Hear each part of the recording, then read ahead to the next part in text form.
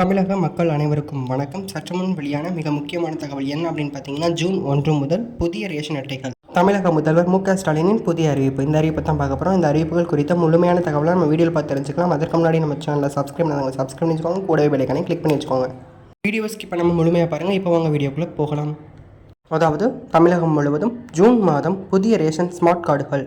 மக்களவைத் தேர்தல் காரணமாக நிறுத்தி வைக்கப்பட்டுள்ள புதிய ரேஷன் ஸ்மார்ட் கார்டுகள் வழங்கும் பணி ஜூன் மாதம் தொடங்க உள்ளதாகவும் அதற்கான பணிகள் தற்போது தொடங்கப்பட்டுள்ளதாகவும் அதிகாரிகள் தரப்பில் கூறப்பட்டுள்ளது.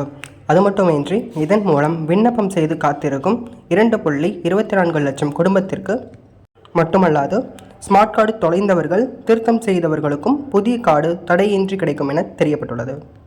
அது மட்டுமின்றி இந்த ரேஷன் கார்டுகள் கிடைக்க பெற்றவுடன் மகளிர் உரிமை தொகை கிடைக்கப்பெறாத குடும்பங்கள் மீண்டும் விண்ணப்பம் செய்து மாதந்தோறும் 1000 ரூபாய் வழங்கக்கூடிய மகளிர் உரிமை தொகையை பெற்றுக்கொள்ளலாம் என்றும் அரசு தரப்பிலிருந்து தெரிவிக்கப்பட்டுள்ளது. போன்ற முக்கிய செய்திகள் அனைத்தையும் உடனுக்குடன் தெரிந்து கொள்ள நம்ம சேனலை மறக்காமல் சப்ஸ்கிரைப் பண்ணி வச்சுக்கோங்க. கூட பெல் ஐகானை கிளிக் பண்ணி வச்சுக்கோங்க. தேங்க்ஸ் ஃபார் மக்களே.